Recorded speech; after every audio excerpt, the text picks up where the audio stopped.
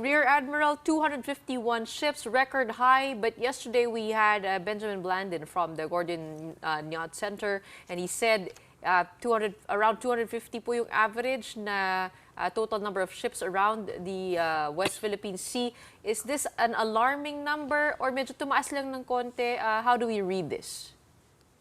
No, it's not alarming sapagkat alam naman natin na they could project more. That is still within the force projection capability of the PLA Navy, the Coast Guard, and the Maritime Militia. They have more than that, but these are spread out all over the South China Sea. But it's nothing to be alarmed of. We're also seeing the PLA Navy presence in Escoda Shoal as well as Scarborough Shoal. How do you read the number of or the deployments of these ships? Meron po bang strategiya dyan? Pag nakikita niyo yung mga numero, kung gaano kadami, saan sila nakafocus, sa Escoda, sa Escoda lang po ba, tsaka sa Ayungin? Ano po yung masasabi po ninyo? Yeah, actually, we look at it from a bigger perspective. In the first place, yung kanilang presensya ay illegal. And then they swing around the different ships on the different shoals or reefs within our exclusive economic zone. Sometimes nasa Baho de Masinloc, sometimes they focus on the Ayungin Shoal, sometimes naman sa Escoda or sa Bina Shoal. Again, it's nothing to be alarmed. We monitor them, we know what they're doing, and we keep conducting our maritime law enforcement operations and our patrols. We will not be deterred from performing yung mandato natin, yung mandate natin. With a number of ships around Escoda Shoal, do you think it's possible for us to get through the possible blockade of Chinese ships in that area para po makapagpadala tayo ng barko doon? Yeah, the objective is not to get to the stream of the ships. The objective is to monitor what is happening on Escoda. And this could be done visually, mapadala ka ng barko. This could be done by air surveillance flights or other systems that we have, land-based, sea-based, or space-based systems to know what's happening. So yung pagpunta ng barko doon is just one of the approaches we have to be able to monitor Escoda or the other reefs and features that we have. Rear Admiral, I wonder if you could give us an update on the replacement ship or reinforcement ship to the BRP Teresa Magbanwa. We heard it was the BRB Gabriela Silang that was sent there. Could you give us confirmation, please?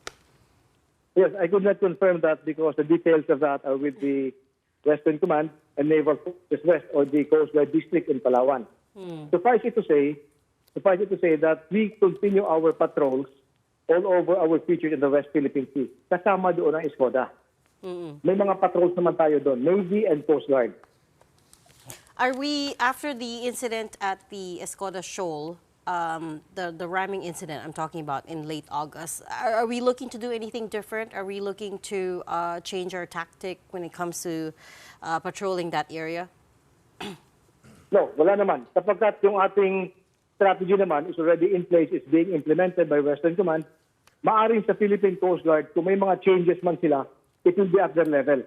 But for the AFP and the Philippine Navy, Western Command is doing what it has to do when it comes to monitoring and securing our features in the West Philippine Sea. Rear Admiral, we understand that the location of Escoda Shoal is strategic because you have to pass through that area to get to Ayungin, to resupply the BRP Sierra Madre. Paano po yun na maapektuhan yung resupply mission po natin? Hindi naman siya maapektuhan sapagkat pwede kang dumaan doon sapagkat it's a shallow area.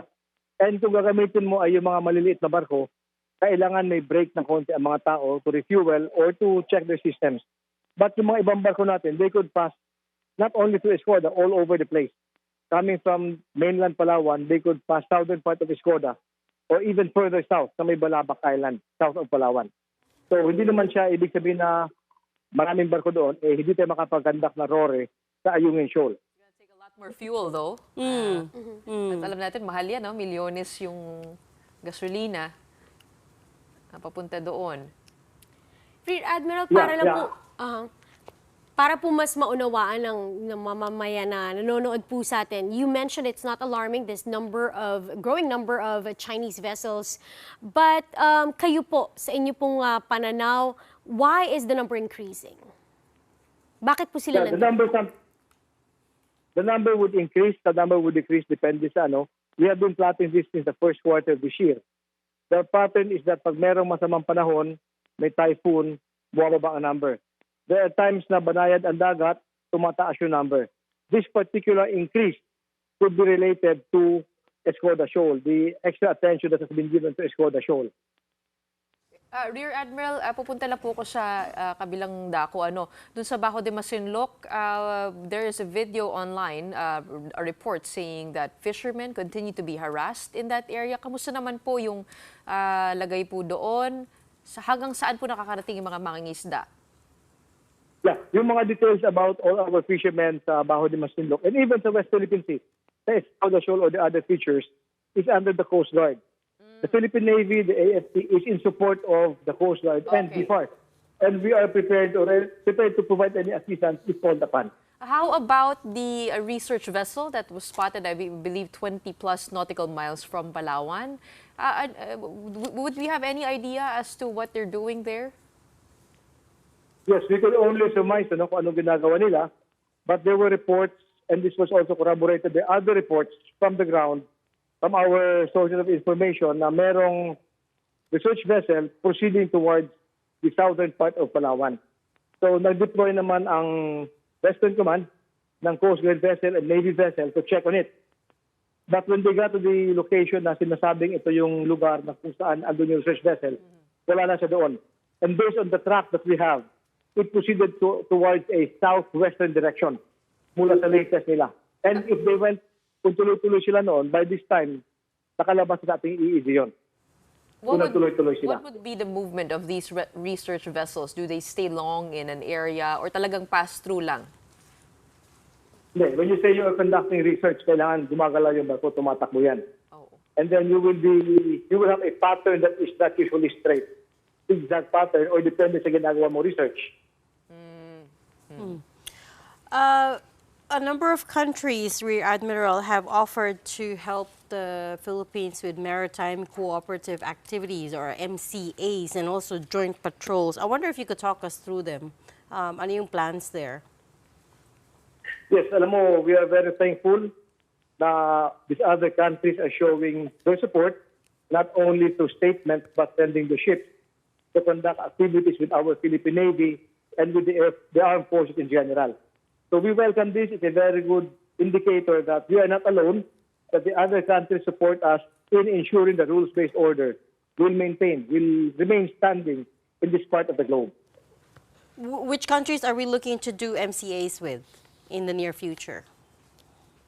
I could not give advanced information, but we have had MCA activities with Australia, with Japan, with India, with Vietnam, UK, France, Canada, the US. So maraming mga sumusuporta sa atin. And I would like to say to sa mga sumusubaybay sa atin ngayong gabi, marami pang darating na ganyan. But we will only be able to announce that pag nandyan na o pagpatapos na. We don't give advance information. Yun nga lang, Rear Admiral, speaking of AFP modernization, kanina kausap po namin si Senator JV. Ang sabi niya, yung 254 or 245 billion proposal of the Department of National Defense, nakat po yan to 75 billion approved under the National Expenditure Program. Ano po masasabi niyo dito? Paano natin ma-appeal na mataasan? And how will this affect the progress of the modernization program?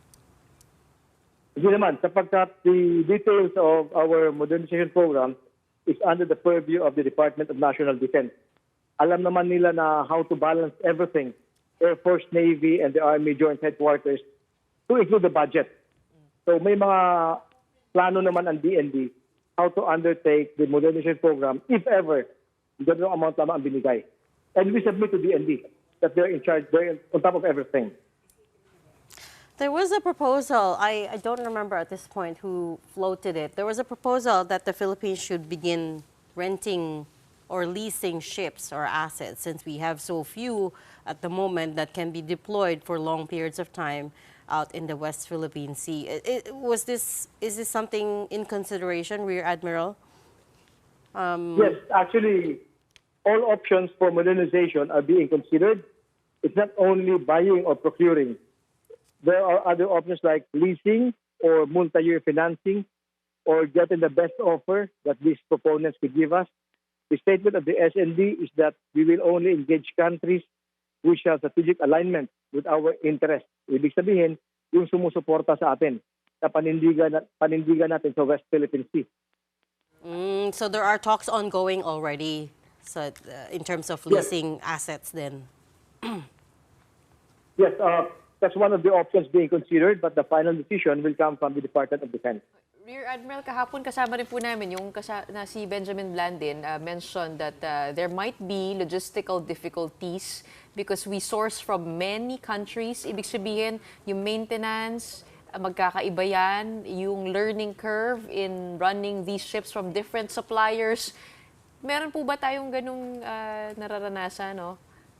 Na medyo mahirap. Sa ngayon, wala pa naman, but these are part of the decision parameters to be made in dealing with the different components. The supply chain, where do we get the spares, paano ang procedure nito, will it be government to government or what?